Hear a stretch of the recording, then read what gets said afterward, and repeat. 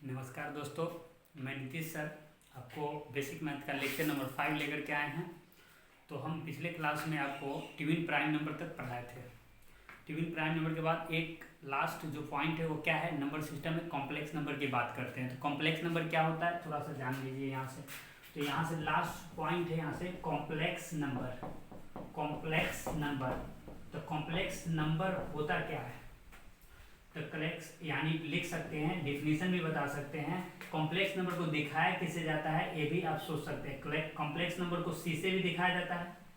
ये बताए थे उस दिन स्टार्ट किए थे नंबर सिस्टम, उससे पहले एक डायग्राम बताए थे कैसे कैसे नंबर आता है। उसमें आपको ये बात बताया गया था कि कॉम्प्लेक्स नंबर जो होता है वो पूरे नंबर सिस्टम दुनिया में जितना भी नंबर आता है सब इसके अंदर लाई करता है। तो इसका डेफिनेशन आपको बताने से पहले आपको एक बात बता रहे हैं, उसको थोड़ा गौर से सोचिएगा। कॉम्प्लेक्स नंबर को रिप्रेजेंट किया जाता है सी से, या किससे रिप्रेजेंट किया जाता है, जेड। और जेड को थोड़ा सा क्या कर देगा, ऐसे काट करके लिखेगा। तो इसको क्या बोलते हैं हम, कॉम्प्लेक्स नंबर का नोटेशन बोलते हैं। यहाँ से इसको क्या दिखाया जाता है, जेड को थोड़ा सा काट दीजिएगा तो कॉम्प्लेक्स नंबर को जेड से भी दिखाया जाता है और सी से भी दिखाया जाता है। अब थोड़ा सोचना है जो बात कर रहे हैं ये होता क्या है। तो यहाँ से बोल सकते हैं द कलेक्शन। कलेक्शन का मतलब क्या होता है, कलेक्शन का मतलब क्या होता है, संग्रह। कलेक्शन का मतलब क्या होता है, संग्रह। तो क्या बोल रहे हैं, the collection of, the collection of, क्या बोल रहे हैं यहाँ पे, रियल नंबर। क्या बोल रहे हैं यहाँ पे, real number. The collection of real number, real number. And क्या हो जाएगा यहाँ पे, एंड क्या हो जाएगा यहाँ पे, इमेजिनरी नंबर। क्या हो जाएगा, इमेजिनरी। क्या हो जाएगा यहाँ पे, imaginary number. The collection of real number and क्या हो जाएगा, imaginary number is called. Is called मतलब क्या होता है, कहलाता है। क्या कहलाता है यहाँ से, तो कॉम्प्लेक्स क्या होता है यहाँ पे, कॉम्प्लेक्स क्या हो जाएगा नंबर। कलेक्शन क्या होता है, रियल इमेजिनरी का क्या होता है, संग्रह होता है। कॉम्प्लेक्स नंबर होता क्या है, तो रियल नंबर और इमेजिनरी नंबर का क्या होता है, कलेक्शन होता है। कॉम्प्लेक्स नंबर क्या होता है, रियल और इमेजिनरी का क्या होता है, मिश्रण होता है। वही क्या कहलाता है, कॉम्प्लेक्स नंबर कहलाता है। तो वही लिखे हैं द कलेक्शन। कलेक्शन का मतलब क्या होता है, संग्रह। किसका संग्रह, तो रियल नंबर और क्या होता है, इमेजिनरी नंबर का। तो संग्रह किसका, द कलेक्शन ऑफ लगा दे यहाँ से, तो ऑफ रियल नंबर एंड क्या होता है, इमेजिनरी नंबर। तो रियल नंबर मतलब वास्तविक संख्या और सम्मिश्र संख्या, वास्तविक संख्या और काल्पनिक संख्या। इमेजिनरी नंबर का हिंदी उस दिन बताए थे। सम्मिश्र संख्या तो कॉम्प्लेक्स नंबर का हिंदी होता है। सबसे पहला पॉइंट, कॉम्प्लेक्स नंबर का हिंदी क्या होता है, सम्मिश्र संख्या। रियल नंबर का हिंदी क्या होता है, वास्तविक संख्या।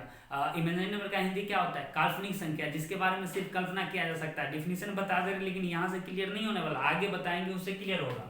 तो यहाँ से लिखा गया द कलेक्शन ऑफ क्या हो जाएगा, रियल नंबर एंड क्या हो जाएगा, इमेजिनरी नंबर। तो रियल नंबर और इमेजिनरी नंबर का संग्रह ही क्या कहलाता है, कॉम्प्लेक्स नंबर कहलाता है। तो इसको जानने से पहले आगे एक बात करते हैं कि इमेजिनरी नंबर आया यहाँ से।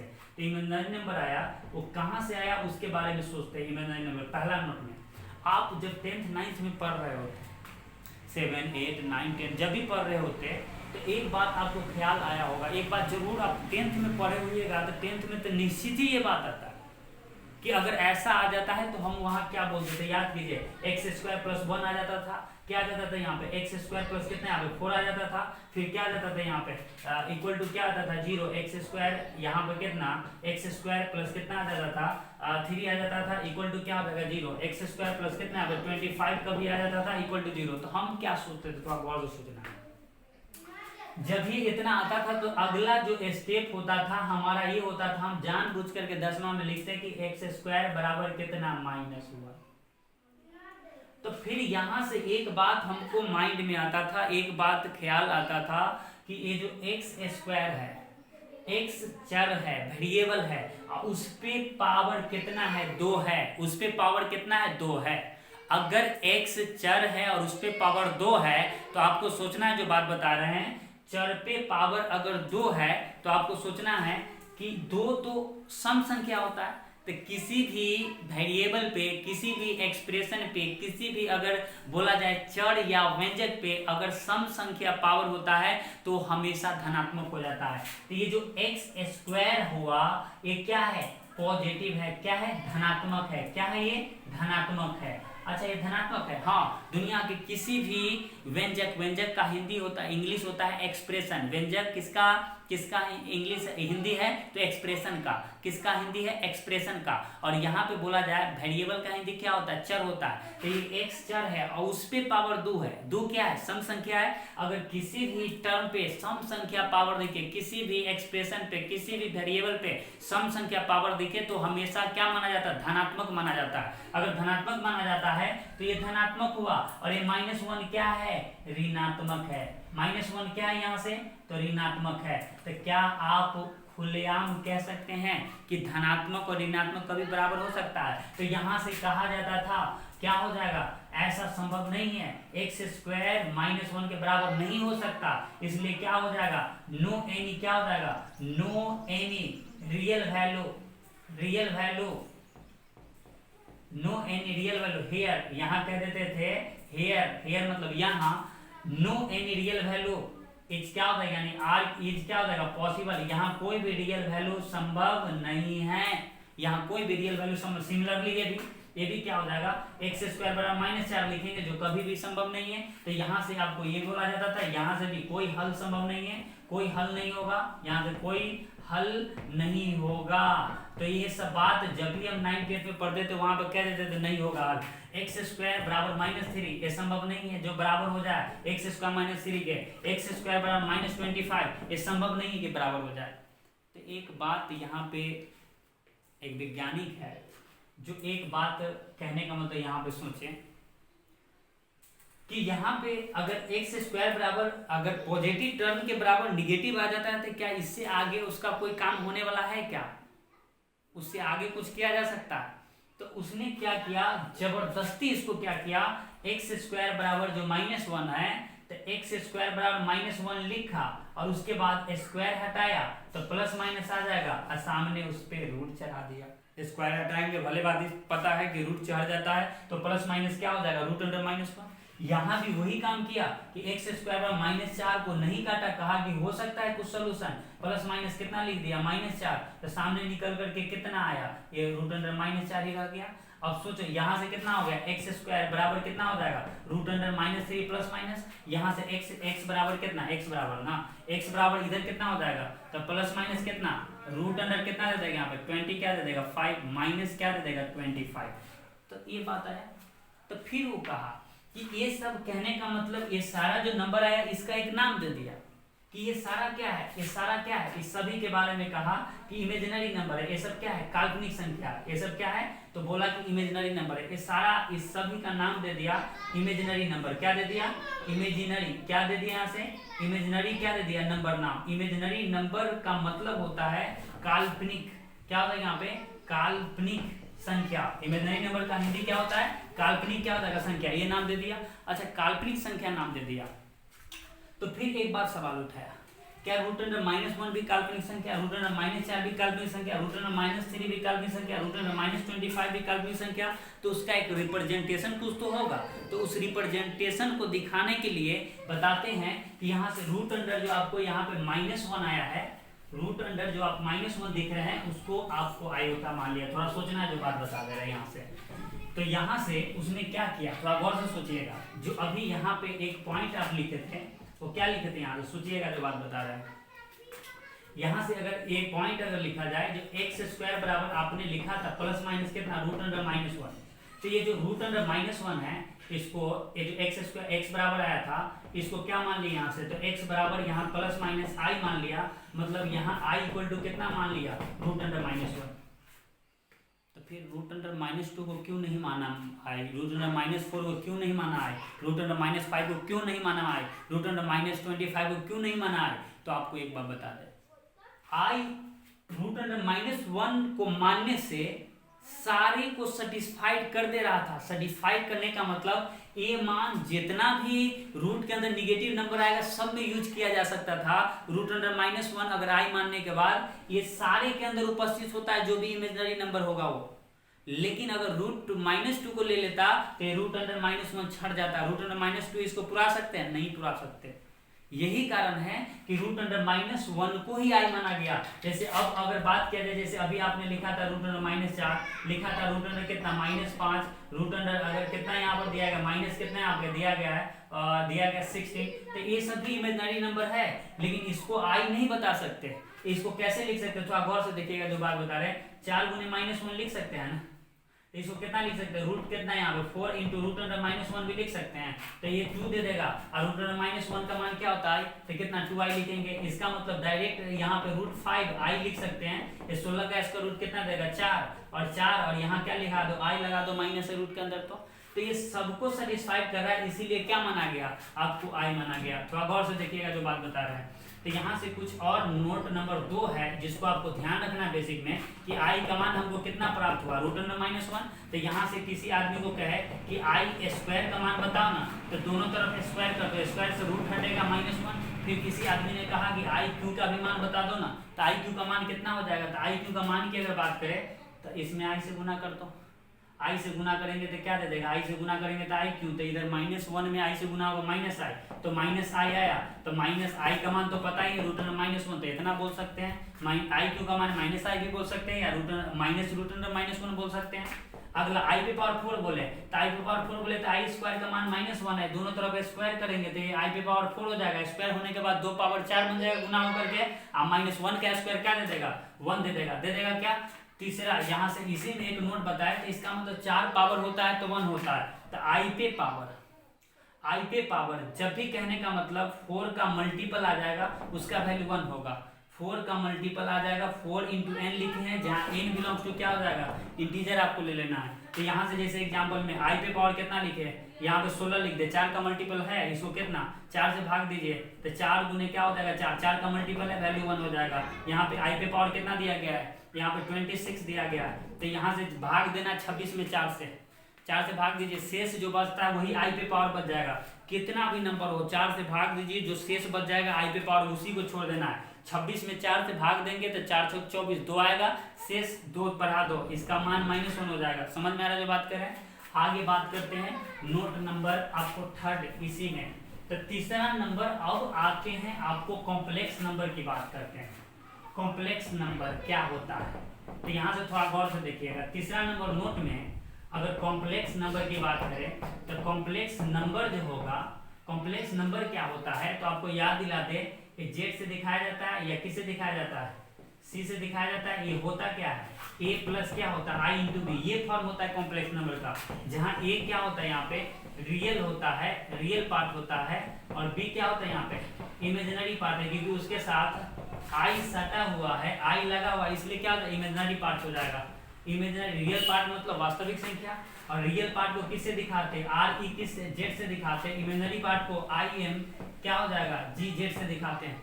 समझ में आया जो बात कर रहे हैं। तो कॉम्प्लेक्स नंबर का फॉर्म क्या होता है, z बराबर a plus i into B, जिसमें रियल पार्ट भी होता है और इमेजिनरी पार्ट भी होता है, तो एक कॉम्प्लेक्स नंबर का फॉर्म हो गया। तो आप यहाँ से नंबर सिस्टम यहीं पे द एंड होता है, इतना काफ़ी है हमारे 11th-12th के लिए। इससे आगे हम आपको क्या बताने जा रहे हैं, LCM SCF के बारे में। तो यहाँ से देखिए अगला जो आपको पॉइंट है SCF और LCM के बारे में, थोड़ा गौर से देखिएगा जो बात बता रहे हैं। SCF एंड LCM के बारे में बताने जा रहे हैं।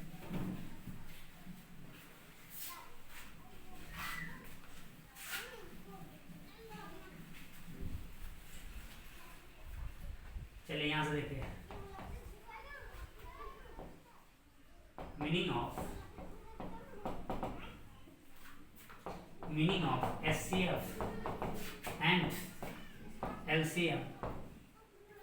SCF एंड क्या होता है LCM। SCF और LCM के बारे में हमको जानना है। सबसे पहला यहाँ से A नंबर में लिखते हैं SCF के बारे में। SCF क्या होता है, तो हाईएस्ट कॉमन फैक्टर क्या होता है, हाईएस्ट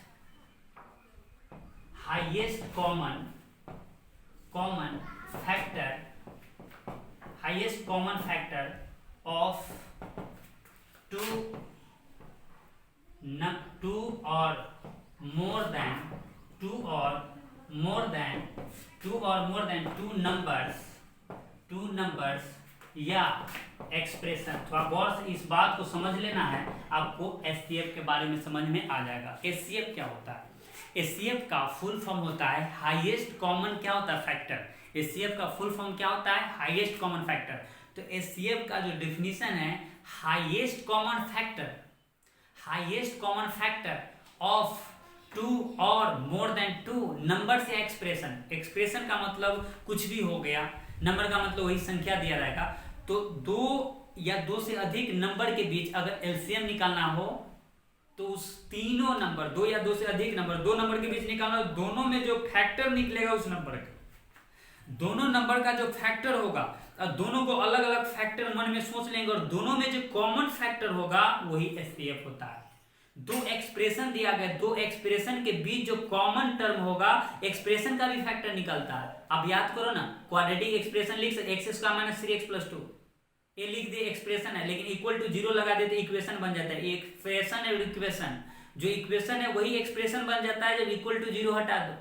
तो एक्सप्रेशन का भी फैक्टर निकलता है। तो अगर किसी एक्सप्रेशन, दो एक्सप्रेशन के बीच एलसीएम लेना है, जैसे एक्स स्क्वायर और एक्स के बीच लेना है, तो एक्स स्क्वायर में किससे भाग लगेगा, 1 से भी लगेगा, एक्स से भी लगेगा, एक्स स्क्वायर से भी लगेगा, और एक्स में किससे लगेगा, 1 से और एक्स से। तो दोनों में कॉमन पार्ट क्या हुआ, 1 और x कॉमन हुआ, तो इसलिए 1 और x एचसीएफ हो जाएगा उसका। तो आपको कहते हैं उस बात को समझो, हाईएस्ट कॉमन फैक्टर ऑफ क्या हो जाएगा, 2 और मोर देन क्या हो जाएगा, 2 नंबर या एक्सप्रेशन।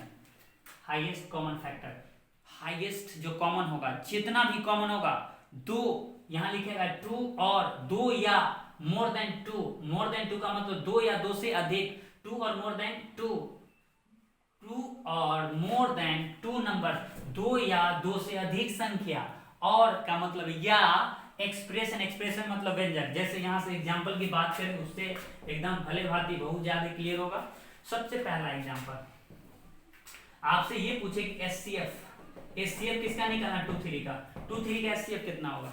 तो सबसे पहले तो आदमी को ये सोचना चाहिए कि 2 का फैक्टर क्या होगा, 2 का गुणनखंड क्या निकलेगा, दो एक संख्या है उसका गुणनखंड क्या होगा। तो हमने पहले बता चुके फैक्टर के बारे में। वैसी संख्या जिसमें जिस संख्या से पूरी तरीके से भाग लग जाए वो उसका क्या होता है, फैक्टर होता है।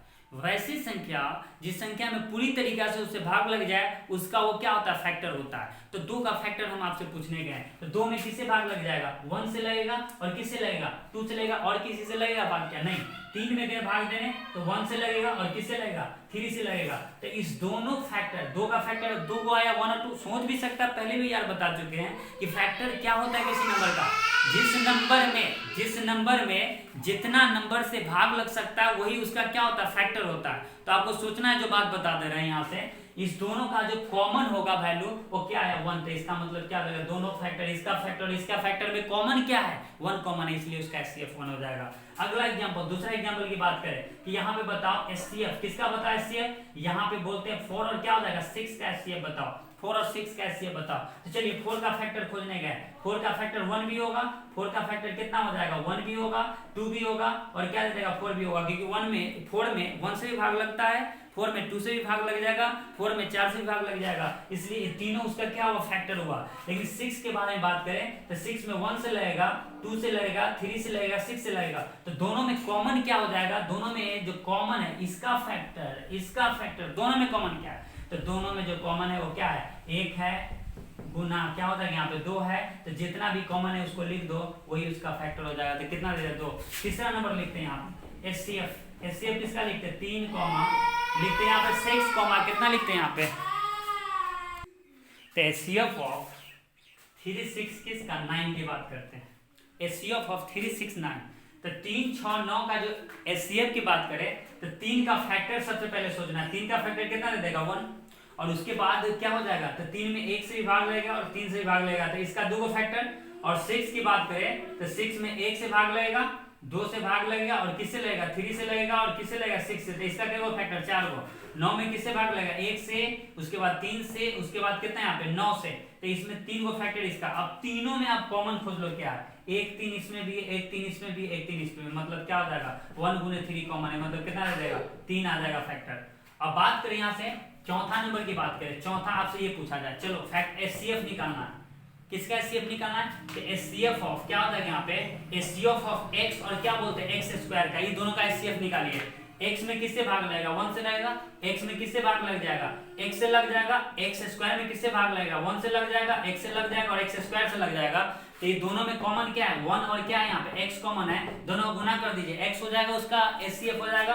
पांचवा अगर बात करें HCF क्या बोलते हैं यहाँ पे, HCF किसका बोलते हैं यहाँ से, तो HCF यहाँ से लिखते हैं x दिया गया, यहाँ से कितना यहाँ पे x स्क्वायर है, उसके बाद कितना दिया गया यहाँ पे, तो दिया गया यहाँ से x क्यों दिया गया, इसका HCF निकालना है। तो सोचिए क्या दे देगा HCF अगर निकाले तो इसका एक फैक्टर 1 से भाग लगेगा, उसके बाद किससे x से लग जाएगा, यहाँ पे किससे भाग लगेगा 1 से भी लगेगा, x से भी लगेगा, x स्क्वायर से भी लगेगा, यहाँ 1 से लगेगा, x से लगेगा, x स्क्वायर और x क्यू से भी लग जाएगा। तीनों में कॉमन क्या है, तो तीनों में कॉमन आ जाएगा 1 और क्या दे देगा x, मतलब क्या दे देगा इसका, अगर HCF की बात करें तो x दे देगा। यहाँ छठा नंबर बात करते हैं, थोड़ा सोचना है HCF किसका निकालते हैं, यहाँ पे x दिया गया है, x प्लस कितना 1 दिया गया है और ये दोनों का HCF निकालना है। इसमें 1 से भाग लग जाएगा और x से भी लगेगा, इसमें 1 से भाग लग जाएगा, इसमें कितना से 1 से भाग लगेगा और x प्लस 1 से ही लगेगा और किसी से नहीं लगेगा। इसका मतलब दोनों फैक्टर में क्या कॉमन है, इसका 1 है फैक्टर x फैक्टर, इसका 1 है, इसका x प्लस 1 है,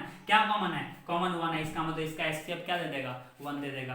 तो आप निकाल सकते हैं दो नंबर या दो एक्सप्रेशन के बीच का HCF निकालना होगा, तो दोनों एक्सप्रेशन के बीच का HCF निकालना है तो दोनों एक्सप्रेशन का फैक्टर तोड़ लीजिए और दोनों फैक्टर में, दोनों एक्सप्रेशन के जो फैक्टर में कॉमन होगा वही आपका HCF हो जाएगा। आगे जो बात करते हैं उसको थोड़ा गौर से देखिएगा।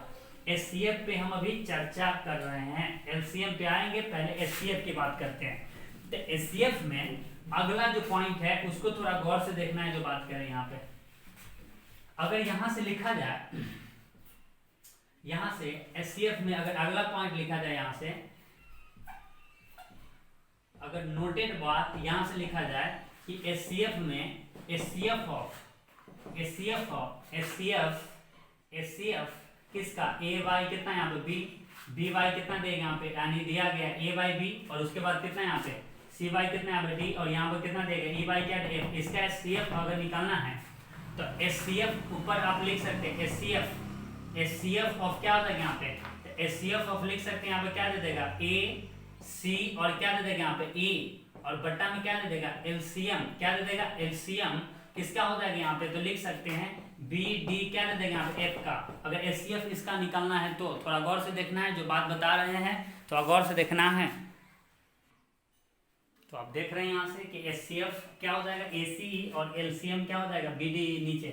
अगर HCF निकालना है किसका A/B C/D E/F, तीनों अगर क्या है भिन्न के फॉर्म में दिया गया है, ये तीनों का अगर HCF निकालना है तो ऊपर जो टर्म है ना, बट्टा के जो ऊपर वाला टर्म है उसका ऊपर HCF निकाल लेना और नीचे जो टर्म है उसका क्या निकालना है LCM निकालना है। जैसे एक एग्जाम्पल से क्लियर हो जाएगा, अगर आपसे ये बात किया जाए कि चलिए 3/4 है, यहाँ पर कितना देगा 4/5 है, 5/ कितना यहाँ पर दिया गया 6 है। चलिए इसका बोल दे कि चलो इसका क्या निकालो HCF निकालो, HCF एग्जाम्पल में बात करते हैं HCF क्या हो जाएगा, तो अभी लिखा गया ऊपर क्या है HCF किसका, तो 3 4 क्या हो जाएगा 5 का, नीचे LCM किसका हो जाएगा 4 5 क्या दे देगा 6 का। चलिए निकालते हैं कितना दे देगा, देखिए 3 4 5, 3 का फैक्टर खोजो ना भाई, 3 का फैक्टर क्या दे देगा 1 3, 4 का फैक्टर क्या दे देगा 1 से भाग लगेगा 4 में, 2 से लगेगा और 4 से लगेगा, उसके बाद 5 में 1 और 5 से, तो तीनों में कॉमन क्या दे देगा 1 दे दिया। तीनों में इसका फैक्टर निकाल ले, 3 का फैक्टर 4 का फैक्टर 5 का फैक्टर निकाल ले और तीनों में जो कॉमन आया मात्र 1 आया। नीचे LCM इसका लेना है, तो वो LCM के बारे में यहीं पे क्लियर कर ले, आगे डिफिनीशन में लिख देंगे कि LCM का मतलब क्या होता है। LCM का मतलब होता है लोएस्ट कॉमन क्या होता है मल्टीपल। तो लोएस्ट कॉमन मल्टीपल जितना भी सोचना है, काम है नाम है उल्टा और काम नाम है जो छोटा है लेकिन काम बड़ा होता है। 2 नंबर के बीच का LCM निकालना है या 2 से अधिक नंबर के बीच का LCM निकालना है, तो उस दोनों नंबर के बीच अगर 2 नंबर के बीच LCM निकालना है तो दोनों नंबर में जितना फैक्टर दोनों के बीच कॉमन है वो भी कॉमन हो जाएगा, नहीं कॉमन है वो आ जाएगा। मतलब ये है कि आप सोचो यहाँ से इसका फैक्टर कितना, 4 का फैक्टर कितना होता है 1 2 और कितना 4, 5 का फैक्टर कितना होता है 1 5 और 6 का फैक्टर कितना होता है 1 2 कितना 3 और क्या दे देगा 6। इसमें देखिए सबसे पहले कॉमन क्या है 1 कॉमन है, सब में से क्या हो जाएगा कॉमन 1 है, फिर सब में से कॉमन क्या है कुछ नहीं है, तो दो देख लीजिए, दो गो में क्या है, दो है, मतलब सोचना अब इस सभी फैक्टर में जितना संभव है सबको लिख देना है। कॉमन है वो भी, जो कॉमन है वो भी, नहीं कॉमन है वो भी। तो दो कॉमन था, दो लिख दिए, गुण है, कितना लिखाएगा, इस सभी में क्या है, एक बार दिख रहा है दो, दो भी लिखा जाएगा। अब चार, उसके बाद कितना, तीन है तो तीनों लिखा जाएगा। उसके बाद कितना, चार भी आ रहा है, चार भी लिखा जाएगा। और उसके बाद क्या हो जाएगा, पांच है, पांच भी लिखा जाएगा, छह भी लिखा जाएगा। ये सारा आ जाएगा। तो एक बटे कितना, 4×5 20 छके क्या दे देगा, 100 क्या दे देगा, 20। और 120 में कितना, 6 से गुना करेंगे तो कितना दे देगा, 120 में 700 लिख सकते हैं यहाँ पे। 120 में अगर 6 से गुना करेंगे तो कितना दे देगा, यहाँ से 6 दूना 12, 0 0, 6 दूना 12 के दो से ले, 6 क्या दे देगा 7, 700 क्या दे देगा 20। ये हो जाएगा उसका आपको HCF हो जाएगा। फिर आगे बात करते हैं, एक और एग्जाम्पल ले ले, क्लियर हो जाएगा। HCF किसका, तो 2/3, 3/4, 4 कितना यहाँ पे 5, इसका HCF। तो HCF निकालेंगे तो ऊपर वाले का ऊपर HCF, HCF किसका, 2 3 किसका, 4 का। और नीचे वाले का LCM किसका, तो LCM लेना 3 4 कितना दे देगा यहाँ पे 5 का। सोचते हैं थोड़ा गौर से, HCF लेना ना ऊपर, तो इसका भी फैक्टर निकालेंगे, इसका भी फैक्टर निकालेंगे, इसका भी फैक्टर निकालेंगे। और दोनों तीनों नंबर में से जो जो फैक्टर कॉमन होगा वो HCF होता है। LCM क्या होता है, इसका फैक्टर, इसका फैक्टर, इसका सबका फैक्टर निकालेंगे। जो कॉमन फैक्टर होगा उसको भी लिख लेंगे, जो कॉमन होगा पहले उसको लिख लेंगे, और नहीं कॉमन होगा उसको भी लिख देंगे। मतलब ऊपर देखिए, इसका 1, इस तीनों में कॉमन क्या होगा, तो मात्र एक ही आएगा कॉमन। आप इसका HCF निकाल करके देखिए, LCM निकालते हैं तो इसका फैक्टर बताओ, 3 का फैक्टर कितना दे देगा, 1 3। उसके बाद 4 का फैक्टर कितना दे देगा, 1 2, और कितना दे देगा 4। 5 का फैक्टर कितना दे देगा, 1 और 5। चलिए कॉमन क्या है, 1 तो आया, उसके बाद क्या आ जाएगा, 2 आ जाएगा। उसके बाद क्या है, 3 नहीं कॉमन है उसको भी लिखेंगे। फिर क्या आ जाएगा, 4 आ जाएगा। जितना गुना संभव है सबको लिख देना। ये 5 का 20, 20 60, 7 गुना क्या दे देगा, 120। मतलब क्या दे देगा, 1 बटे क्या दे देगा, 120 दे देगा 5 का 20, 20 60, 7 गुना 120 हो गया। आगे बात करते हैं।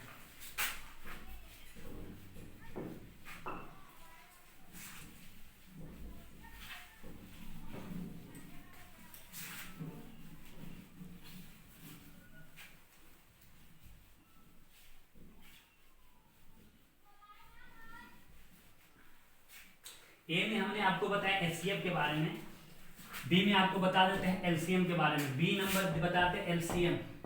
LCM का मतलब क्या होता है, LCM का मतलब क्या होता है, तो LCM का मतलब होता है लोएस्ट कॉमन फैक्टर। क्या होता है, लोएस्ट कॉमन फैक्टर, नहीं मल्टीपल, सॉरी। लोएस्ट क्या होता है यहाँ पे, कॉमन। लोएस्ट क्या होता है यहाँ पे, कॉमन। यहाँ पे लिख रहे हैं मल्टीपल। लोएस्ट क्या होता है, कॉमन मल्टीपल, मल्टीपल ऑफ क्या होता है यहाँ पे, 2 और मोर देन, 2 और मोर देन, मोर देन क्या होता है यहाँ पे, 2 नंबर। क्या लिख रहे हैं यहाँ पे, नंबर, या क्या लिख सकते हैं यहाँ पे, नंबर, या क्या लिख सकते हैं यहाँ पे, एक्सप्रेशन। नंबर या क्या होता है, एक्सप्रेशन। यानी LCM जो होता है लोएस्ट कॉमन मल्टीपल ऑफ क्या हो जाएगा, 2 और मोर देन क्या हो जाएगा, 2 नंबर्स और क्या एक्सप्रेशन। सिंपल सोचना, छोटा सा बात लिख दिए। LCM का मतलब होता है लोएस्ट कॉमन मल्टीपल। जितना भी छोटा से छोटा, आपको कहने का मतलब मल्टीपल आएगा, मतलब कहने का मतलब लोएस्ट कॉमन मल्टीपल, दोनों में जो छोटा से छोटा कॉमन होगा वो भी, जो छोटा से छोटा होगा सारा ले लेना है। मतलब लोएस्ट कॉमन मल्टीपल, जितना छोटा से छोटा आपको कॉमन दिखेगा वो भी ले लेना है, दोनों में कॉमन होगा वो भी ले लेना है, जो कॉमन नहीं होगा सारा ले लेना है। तो आपको एग्जांपल से क्लियर होगा LCM के बारे में। तो आपसे एग्जांपल पहला लिखते हैं LCM। LCM किसका लिखते हैं, 2 3 का, 2 3 का LCM लिखते हैं। चलिए काम तो वही है, दोनों का फैक्टर निकालेंगे। दोनों का फैक्टर निकालेंगे तो 2 का फैक्टर कितना हो जाएगा, 2 का फैक्टर है जो 1 और क्या दे देगा 2, इसका फैक्टर क्या दे देगा 1 और 3। चलिए पहला तो कॉमन ये है, उसके बाद दोनों में ये कॉमन है, लेकिन कॉमन क्या है ना, इसमें 2 है तो इसमें 3 नहीं है, तो वो दोनों लिखा जाएगा। ये 2 भी लिखा जाएगा, 3 भी लिखा जाएगा, मतलब क्या दे देगा 6। अगर LCM पूछा जाए यहाँ पे, LCM किसका अगर पूछा जाए यहाँ पे, किसका 4 और किसका पूछा जाए 2 का, फिर इसका क्या निकालेंगे फैक्टर, 1 2 और क्या दे देगा 4, इसका फैक्टर 1 और क्या दे देगा 2। दोनों में कॉमन क्या है, 2 आ गया, कॉमन है जिसको ले लेना है। उसके बाद जो बच रहा है उसको भी ले लेना है। 1 कॉमन था, 1 गुने 2 भी कॉमन था, और 4 नहीं कॉमन था, 4 भी आ जाएगा, 4 गुना क्या दे देगा 8। आगे अगर बात करें LCM किसकी बात करें यहाँ पे, LCM यहाँ पे क्या लिखते हैं x, और कितना लिखते हैं यहाँ पे x क्यों लिखते हैं, इसका LCM लेना है। चलिए एक्स में किस किस से भाग लग सकता है, 1 से और x से। एक्स में किससे भाग लग सकता है, 1 और किस से, x से। एक्स क्यू में किससे भाग लग सकता है, 1x एक्स स्क्वायर और कितना x क्यू। अब आपको सोचना है दोनों में कॉमन क्या है, 1 है और x भी है, गुने एक्स स्क्वायर नहीं कॉमन है, एक्स स्क्वायर भी आ, सोचना है जो बात कर रहे हैं। अब इसमें एक्स स्क्वायर से भाग तो नहीं लगता, एक्स क्यू से भाग लगता है ना, एक्स स्क्वायर से भाग नहीं लगता, तो एक्स स्क्वायर नहीं आएगा। अब कितना आ जाएगा, एक्स क्यू आ जाएगा। एक्स स्क्वायर से भाग दीजिएगा तो क्या हो जाएगा, एक्स आ जाएगा ना, बच जाएगा ना, पूरी तरीका से कट जाना चाहिए ना।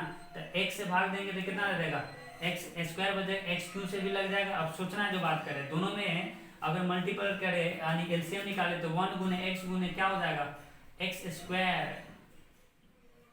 दोनों का एलसीएम लेना है, देख लीजिए एक्स भी हो जाएगा, एक्स तो दोनों में कॉमन है, एक्स आ जाएगा, 1 और एक्स आ जाएगा। उसके बाद क्या आ जाएगा, यहाँ से सिंपल सोचना है, दिमाग लगाइए जो बात कर रहे हैं। यहाँ से आपको सोचना है कि यहाँ पे x है, इसमें x क्यों है, तो x तो बाहर आपको आ ही जाएगा, एक्स स्क्वायर बचा, एक्स स्क्वायर बचा तो क्या हो जाएगा, एक्स स्क्वायर भी आ जाएगा, मतलब क्या दे देगा, x क्यों आ जाएगा, ये सोचना है। इसका factor 1x x square x क्यों हो जाएगा, इसका क्या 1 और x हो जाएगा, 1 और x दोनों कॉमन था, निकल गया, बचा कितना यहाँ पे एक्स स्क्वायर बचा ना। यहाँ से क्या कर देंगे, एक्स स्क्वायर लिख देंगे, एक्स क्यों आ जाएगा। अब यहाँ से सोचिए जो बात बता रहे हैं, अगर आपको यहाँ से लिखा जाए, थोड़ा नोटेड पॉइंट है उसको सोचना। नोट में ये लिख रहे हैं, पहला नोट है एलसीएम। एलसीएम किसका लेना है, रेशनल नंबर, आर एन का मतलब क्या होता है, रेशनल नंबर। और यहाँ पे क्या दे देगा, प्लस माइनस क्या हो जाएगा, एलसीएम ऑफ क्या हो जाएगा, रेशनल नंबर। और यहाँ पे क्या दे देगा, रेशनल नंबर, यहाँ पे क्या हो जाएगा, पॉसिबल। यहाँ पे अगर लिखा जाए 2 नंबर में एलसीएम किसका लेना है, एलसीएम यहाँ से लेना है रेशनल नंबर प्लस माइनस क्या दे देगा, इरेशनल नंबर। इरेशनल अगर नंबर लेना है तो नॉट क्या हो जाएगा, पॉसिबल। एनपी का मतलब नॉट पॉसिबल। तीसरा नंबर यहाँ पे लिखिए एलसीएम क्या ले लें यहाँ पे, इरेशनल नंबर प्लस माइनस क्या लिखे यहाँ पे, इरेशनल क्या हो जाएगा यहाँ पे नंबर, इस केस में क्या हो जाएगा, पॉसिबल। हम कहना क्या चाह रहे हैं, rational number plus minus rational number होगा तो दोनों का एलसीएम निकल जाएगा। एलसीएम अगर रेशनल नंबर प्लस माइनस क्या हो जाएगा, इरेशनल नंबर होगा तो ये संभव नहीं होता। याद रखना, एलसीएम ऑफ इरेशनल निकल जाएगा। ये जो नोट बताए हैं तो एक बात इसमें कॉमन है कि रेशनल और रेशनल का अगर एलसीएम लेंगे संभव होगा, इरेशनल का एलसीएम संभव नहीं होता है। इरेशनल और क्या होता है यहाँ पे, इरेशनल का एलसीएम संभव होता है। मतलब सिंपल सोचिए, समान प्रजाति, ये बात ध्यान रखना है, एलसीएम लेना है ना तो समान क्या हो जाएगा, प्रजाति के बीच एलसीएम होता है। समान क्या हो जाएगा, प्रजाति के बीच क्या हो जाएगा, एलसीएम होगा। मतलब दोनों तो अगर रेशनल है तो रेशनल होना चाहिए, इरेशनल है तो इरेशनल होना चाहिए। रेशनल में एलसीएम संभव नहीं होता है। जैसे एग्जांपल की अगर बात करें तो थोड़ा गौर से देखिए, इधर एग्जांपल लिखते हैं, नोट जो बताए हैं उसका एग्जांपल आपको बता रहे हैं, थोड़ा गौर से देखिए क्या होता है। जैसे यहाँ से एग्जांपल देखिए, यहाँ पर देखिए एलसीएम लिख दिया, किसका लिख दिया, थोड़ा गौर से देखिए। एलसीएम यहाँ से लिख दिया 2 और पाई का। 2 क्या है, रेशनल नंबर है, और ये क्या है, इरेशनल नंबर है। तो इसका एलसीएम क्या हो जाएगा, एनपी, नॉट पॉसिबल, इसका एलसीएम संभव नहीं होगा। यहाँ एलसीएम लिखा जाए, यहाँ पर क्या दिया गया है, 2 पाई और कितना दिया गया यहाँ पे 3 पाई दिया गया है। दोनों इरेशनल है तो 2 पाई और 3 पाई का एलसीएम हो जाएगा, कितना दे देगा यहाँ पे, तो 6 लिख सकते हैं। यहाँ पे क्या दे देगा, 6 पाई हो जाएगा। कैसे हो जाएगा देखिए, इसमें किससे, सिंपल सोचना है, इसका फैक्टर 1 भी हो जाएगा, 2 भी हो जाएगा, और उसके बाद क्या दे देगा, पाई भी हो जाएगा। 1 2 और क्या दे देगा, पाई। यहाँ पे कितना दे देगा, 1 3 और क्या दे देगा, पाई। दोनों में कॉमन क्या है, पाई कॉमन है, बाहर निकला। उसके बाद जो नहीं कॉमन है वो भी लिख लो, तो 3 दूना 6 और पाई 6 पाई हो जाएगा। इसके बाद अगर एलसीएम लिखा जाए, यहाँ पे कितना लिखा जाए, सिंपल सोचना जो बात बता रहे हैं। यहाँ से अगर लिखा जाए इरेशनल तो आ गया, यहाँ पे 4 और कितना 2 का लिखा जाए तो कितना दे देगा, यहाँ पे 4 और 2 एलसीएम कितना दे देगा, 4। यहाँ पे एलसीएम अगर लिखा जाए, एलसीएम किसका लिखा जाए देखिएगा, पाई और कितना लिखे यहाँ पे, पाई स्क्वायर, नॉट पॉसिबल। क्या होगा, नॉट पॉसिबल, क्योंकि समान प्रजाति, पाई और पाई स्क्वायर में अंतर है, दोनों का एलसीएम नहीं हो सकता। अगर पाई है तो पाई स्क्वायर नहीं होना चाहिए, पाई के टर्म में होना चाहिए, तब एलसीएम होता, नहीं तो नहीं होगा। मतलब आपको ध्यान रखना है जो बात कह रहे हैं, समान प्रजाति में पाई है तो पाई स्क्वायर के बीच का एलसीएम आप नहीं ले सकते, क्योंकि ये इरेशनल है। समान प्रजाति में आपको होना चाहिए। समझ मेरा बात? तो यहीं पे इस लेक्चर को ख़त्म करते हैं। लेक्चर नंबर 5 यहाँ पे समाप्त होता है। आपको सोचना है, अगला लेक्चर 6 लेक्चर लेकर आएंगे, तो होगा आगे जो भी बेसिक का वो आपको बताएंगे। आप जब भी लेक्चर को देखते हैं तो आप उसको लिखने का कोशिश कीजिए कॉपी पे। आप कॉपी पे लिख करके तब उसको पढ़िए, तब अधिक आपको बेनिफिट होगा। धन्यवाद।